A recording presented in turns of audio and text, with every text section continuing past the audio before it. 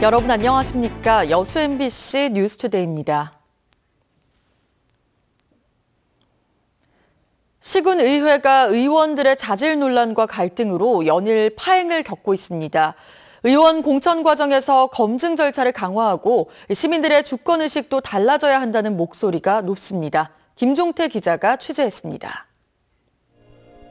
사체와 폭력, 금품 수수 혐의까지 전남 동부권 시군의회가 일부 의원들의 각종 비리와 비행으로 몸살을 앓고 있습니다.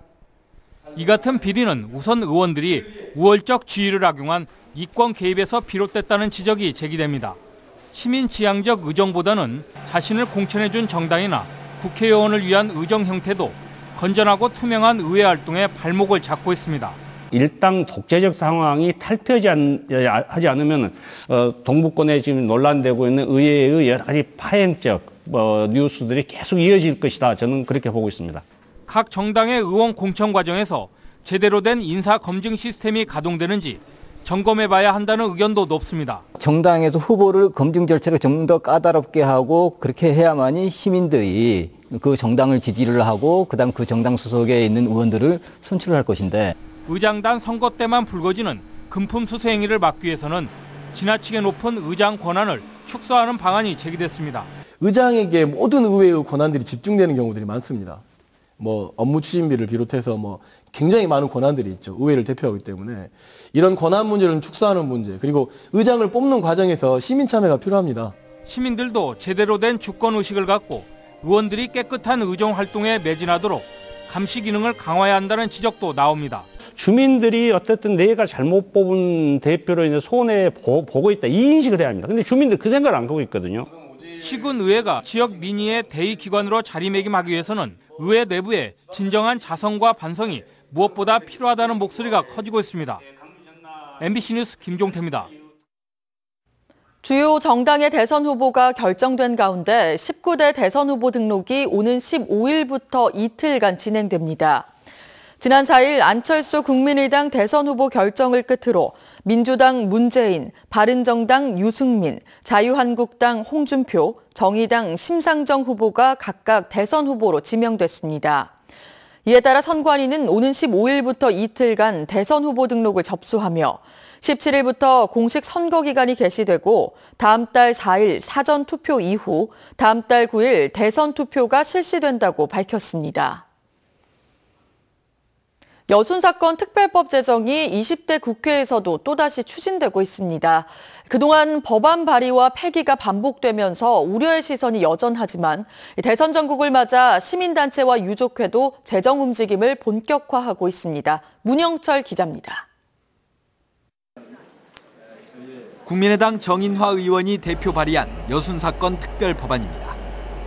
국무총리실 산하에 위원회를 설치해 진상조사를 실시하고 이를 근거로 희생자와 유족들에게 적절한 보상이 이루어지도록 하는 것이 주요 골자입니다.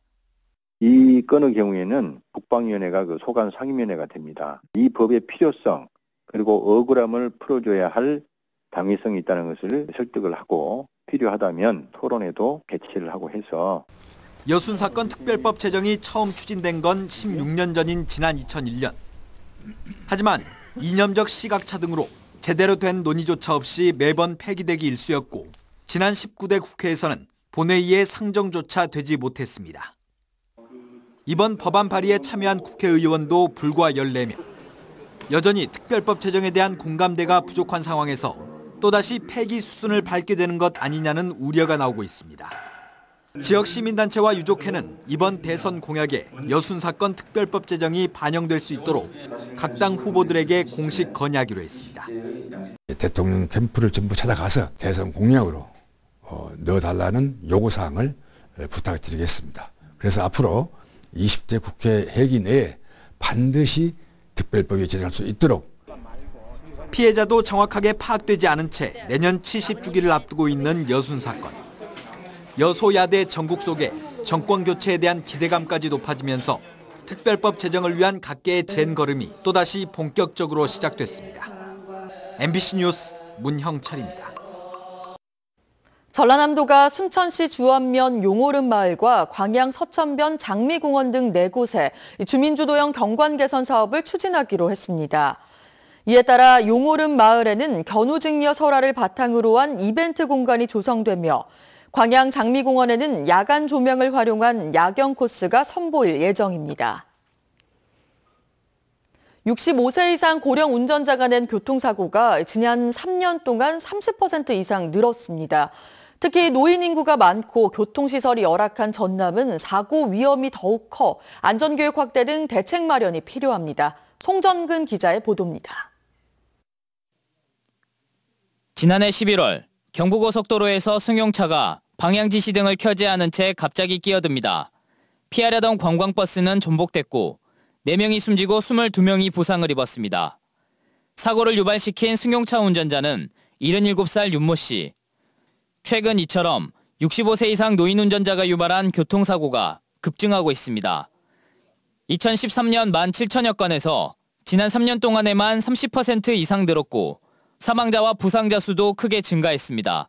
고령 운전자는 일반 운전자에 비해서 주의력 분산이나 집중력 저하, 그리고 순간적인 판단력이나 피로 회복력 저하 등에 따른 사고 위험성이 좀 존재하기 때문에 전남의 경우에는 65세 이상 노인 인구가 20% 정도로 전국에서 가장 많고 교통안전시설도 열악해 사고 위험은 더 큽니다.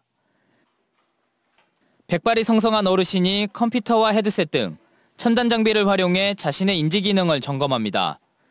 시공간 기억 검사와 주의력 검사를 통해 상황별 안전운전 기법에 대해서도 교육하는 등 고령 운전자에 대한 안전교육과 찾아가는 교육 서비스가 확대되고 있습니다. 암만 해도 나이 먹으면 그 생각이나 인지도가 떨어지니까 그냥 그래서 도움이 좀 될까 하고 와보긴 와가지고 도움은 된 것 같아요.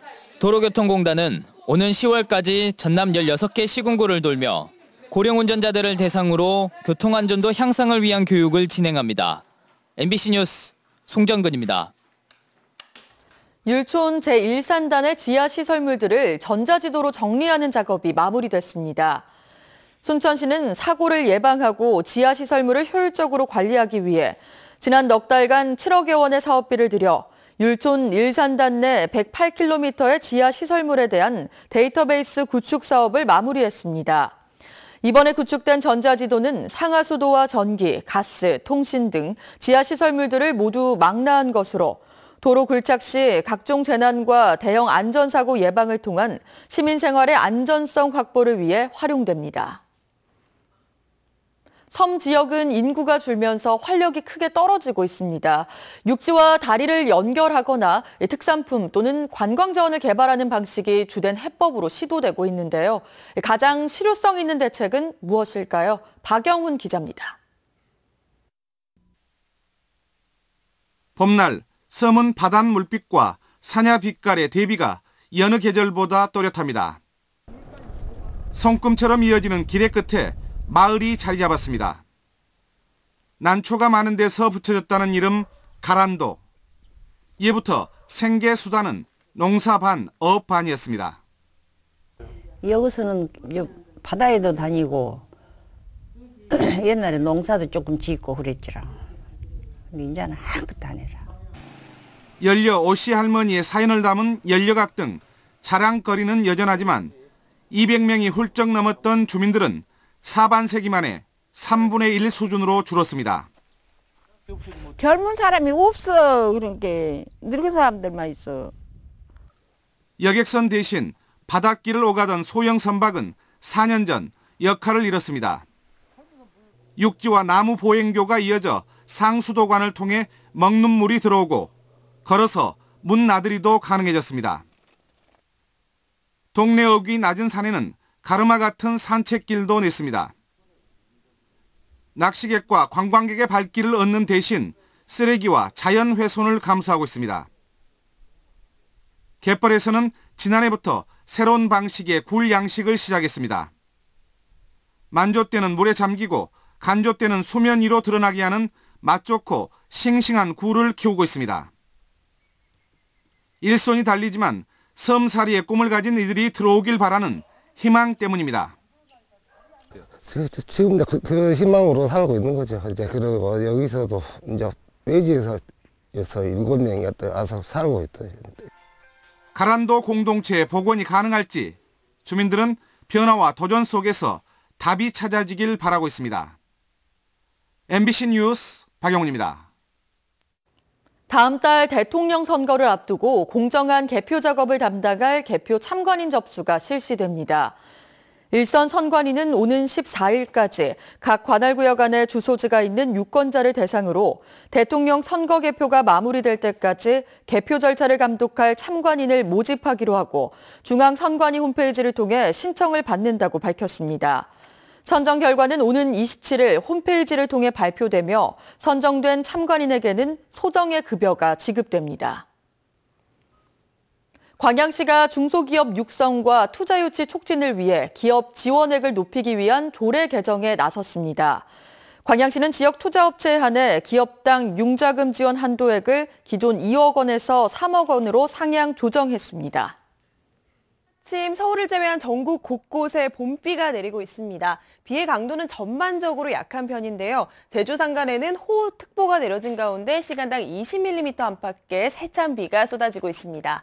이미 많은 비가 내린 제주도에는 내일까지 최고 60, 산간에는 100mm가 넘는 물폭탄이 더 쏟아지겠고요. 그 밖에 내륙 지방은 오늘 낮부터 차츰 비가 그칠 텐데요. 전남과 경상도에는 5에서 30, 그 밖에 내륙으로도 5mm 안팎의 비가 더 이어지겠습니다. 비가 오면서 낮 동안에도 서늘하겠습니다. 오늘 한낮에 서울 14도, 전주 16도가 예상됩니다.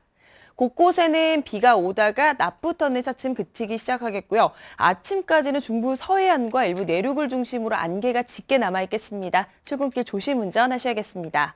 현재 기온 보시면 서울 10도, 대구 16.1도를 보이고 있는데요. 한낮에는 서울 14도, 광주 18도로 남부지방은 어제보다도 3, 4도가량 높겠습니다. 내일부터는 기온이 다시 크게 오르겠고요. 내일 밤 사이에는 남해안과 제주도에 또 비가 올 전망입니다. 날씨였습니다.